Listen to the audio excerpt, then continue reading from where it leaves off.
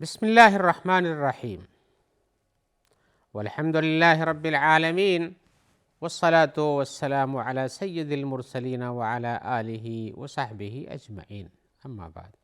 محترم ناظرین کرام، احکام دین کا پروگرام پیش خدمت ہے، جس میں آپ کے مسائل کے دینی مسائل کے حلول کتاب و سنت کی روشنی میں پیش کیے جاتے ہیں، اور آپ کی سمجھ کے حساب سے جہاں بھی شریعت کی سمجھنے کی ضرورت ہوتی ہے ان کا بھی حل بتایا جاتا ہے۔ تو آئیے ہم آپ کے سوالوں کی طرف آتے ہیں، لیکن آج ہم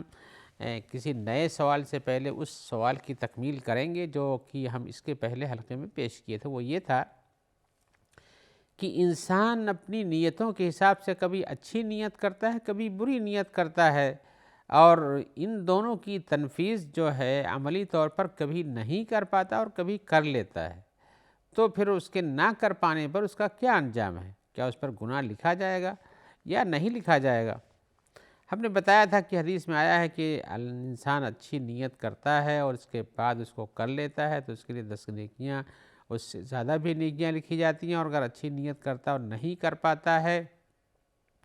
تو بھی ایک ثواب ملتا ہے اس کو۔ اس کے برخلاف جب برائی کرتا ہے، برائی کی نیت کرتا ہے اور کر لیتا ہے تو اس پر ایک برائی لکھی جاتی ہے، اور برائی کی نیت کرتا ہے اور نہیں کر پاتا ہے تو اس کے لیے کوئی گناہ نہیں لکھا جاتا۔ لیکن اس میں کچھ تفصیل تھی جس کو ہم بیان کر رہے تھے۔ وہ یہ تھا کہ انسان کی نیتوں کے بعد، نیت دل کے ارادے کو کہتے ہیں، دل کے ارادہ ہوا اور اس کے بعد آپ نے اس کی تنفیذ کے لیے کیا کیا؟ اگر ارادہ ہوا اور نہیں کیا، آپ نے چھوڑ ہی دیا وہیں سے، تو وہ دوسری حالت ہے۔ لیکن آپ نے ارادہ کیا لیکن کر نہیں سکے، لیکن یہ وجہ نہیں تھی کہ آپ نہیں کر سکے، ارادہ وہیں چھوڑ دیا تھا، بلکہ آپ نے پوری کوشش کیا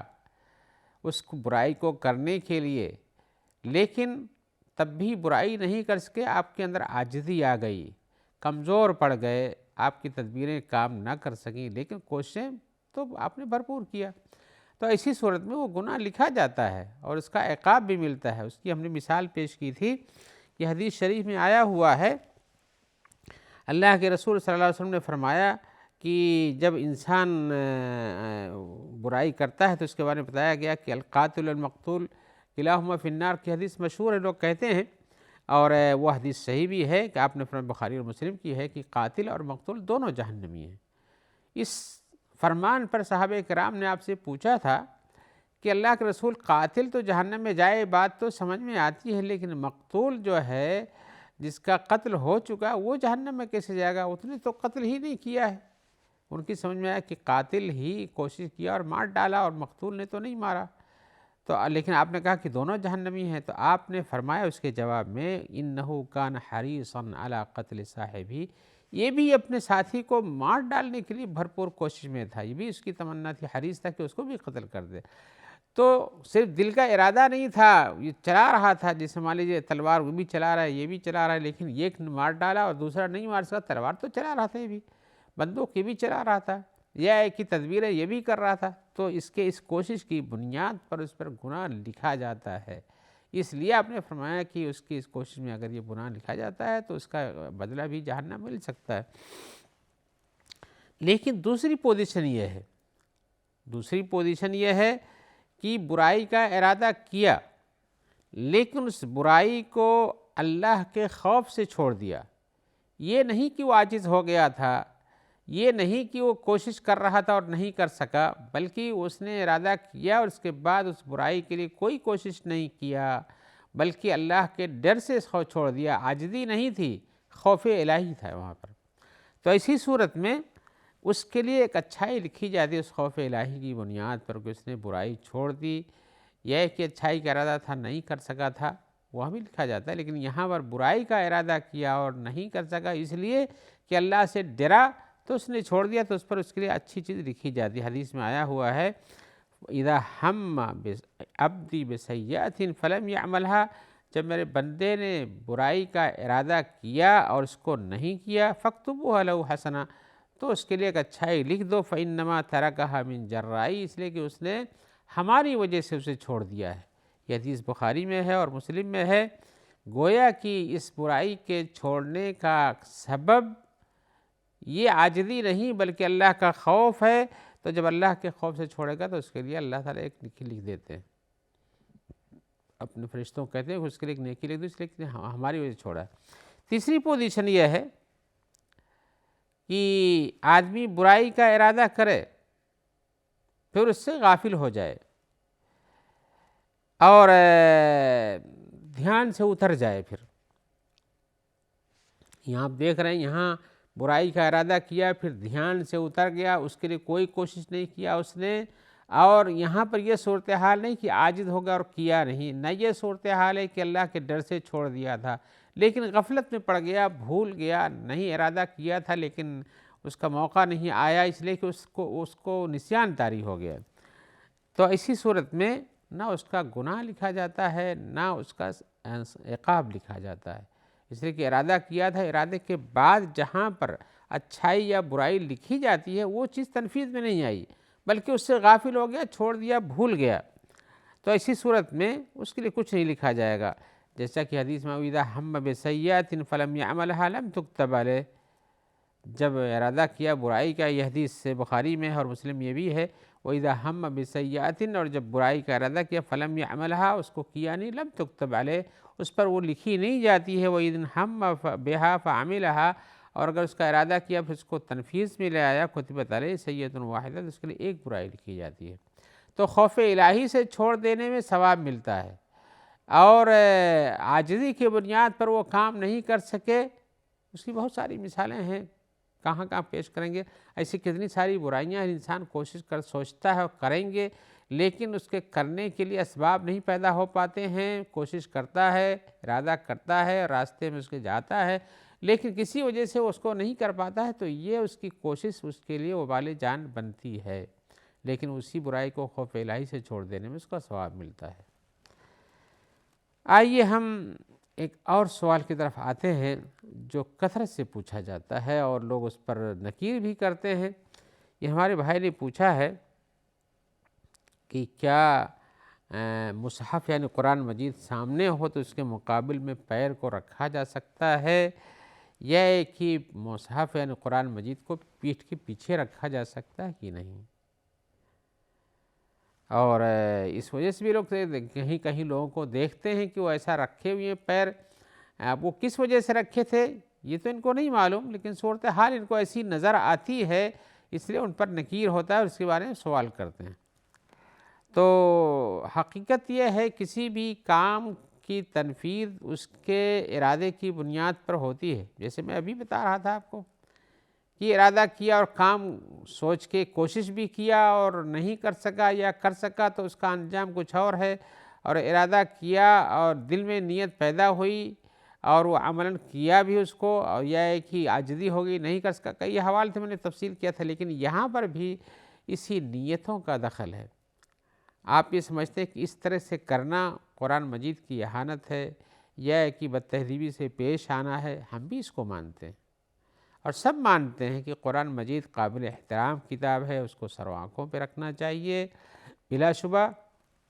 اور ایسی کوئی صورتحال نہیں کرنا چاہیے جس سے اندازہ ہو کہ یہ یہاں پر اس کی بے عزتی یا کہ اس کی توہین کی جاتی ہے۔ لہذا اگر کوئی آدمی مثال کے طور پہ یہاں جیسے ہم بیان کرتے ہیں کہ اگر کوئی آدمی پڑھ رہا تھا قرآن مجید لیے پڑھ رہا تھا، پڑھتے پڑھتے پیروں میں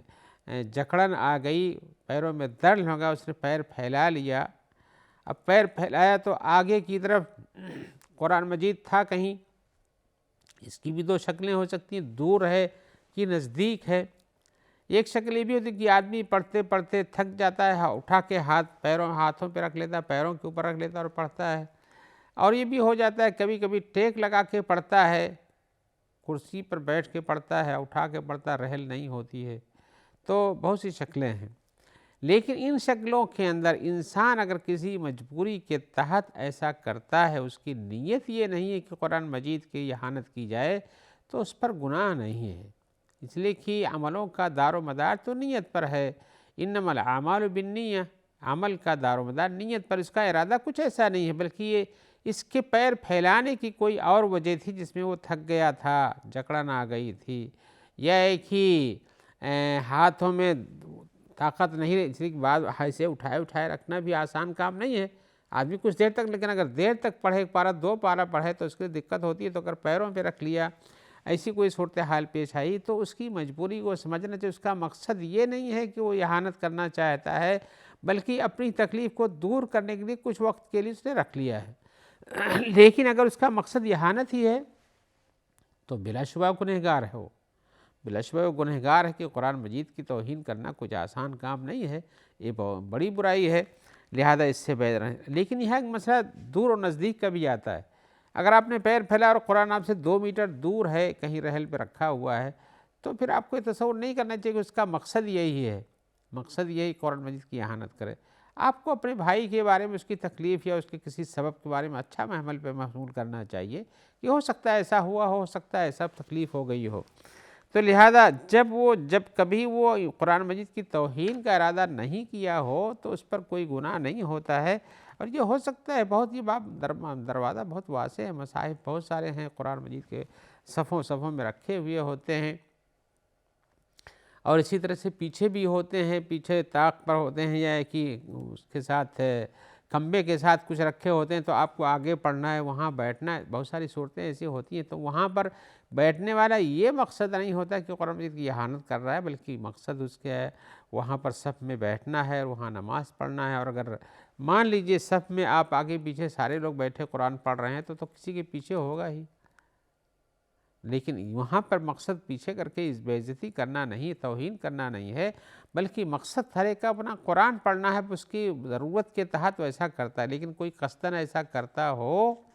تو بلا شبہ وہ ایک گنہگار ہے اور خطا کار ہے. آئیے ہم ایک اور سوال کی طرف آتے ہیں. ہمارے بھائی پوچھ رہے ہیں کہ ہم کفر بواح کا لفظ سنتے ہیں، جس کو ہم ترجمہ کہیں تو کہیں کہ اعلانیہ کفر، کھلم کھلا کفر جسے ہے. بواح کو ظاہر ہونے والا جس کی روشن ہو جائے. تو وہ کہہ رہے ہیں کہ یہ کفر بواح کیا چیز ہے، کفر بواح کیا چیز ہے. تو ہم بتانے تھے کفر بواح کا لفظ جو قرآن حدیثوں میں آتا ہے یا علماء کی کتابوں میں آتا ہے کہ کھلم کھلا کفر کیا، یا کہ کھلا ہوا کفر کیا، جیسے کھلا خط کہتے ہیں لوگ. تو اس کا مفہوم کیا ہوتا ہے؟ اس کا مفہوم یہ ہوتا ہے کہ وہ انسان جس ایسی چیزوں کو حلال سمجھے جن کے حرام ہونے پر قرآن و حدیث میں واضح دلیل موجود ہے،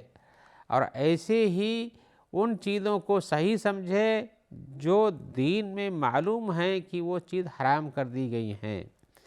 یا کہ کچھ چیزیں ہیں جن کو واجب کر دیا گیا اور سمجھے کہ کچھ واجب نہیں ہے. ایسے کھلے طور پر جو صراحتاً ان چیزوں کا انکار کرتا ہے جن کے احکام پر شریعت نے واضح دلیل چھوڑ رکھی ہے، تو ایسے انسان کو کہتے ہیں کہ اس نے کفر بواح کیا، کھلا کفر کیا. مثال کے طور پر قرآن مجید میں جن چیزوں کو مشہور چیزیں ہیں کہ حرام کر دیا، جیسے ماں کے ساتھ زنا کرنا، مان لیجئے شادی کرنا، بہن کے ساتھ شادی کرنا، بیٹی کے ساتھ شادی کرنا، کھلا ہوا قرآن مجید میں کون آپ کے لیے حلال ہے کون حرام ہے. قرآن مجید میں بات کھلی ہوئی ہے کہ آپ کے لیے شراب حرام کر دی گئی ہے، سور حرام کر دیا گیا ہے، مردار حرام کر دیا گیا ہے، خون حرام کر دیا گیا ہے. تو آپ ان چیزوں کو حلال سمجھیں اور استعمال کریں، یہ غلطی ہے. پھر اس پر یہ ہوتا ہے کہ آپ سے پوچھا جائے کہ بھئی آپ ایسا کیوں کرتے ہو، قرآن نے تو اس کو حرام قرار دیا ہے، رسول نے اس کو حرام قرار دیا ہے. تو آپ کہیں کہ نہیں کچھ حرام نہیں ہے، اس میں کیا ہوتا ہے. اس طرح کا جواب انسان کے اس انکار کو ظاہر کرتا ہے جس کی بنیاد پر انسان کے کفر کا فتویٰ لگ جاتا ہے. تو اسی صورت میں انسان کا کسی ایسے کام کو چھوڑ دینا اور چھوڑ دینے پر اصرار کرنا، یا کہ ایسے کسی کام کو کرنا اور اس کے کرنے کو جائز اور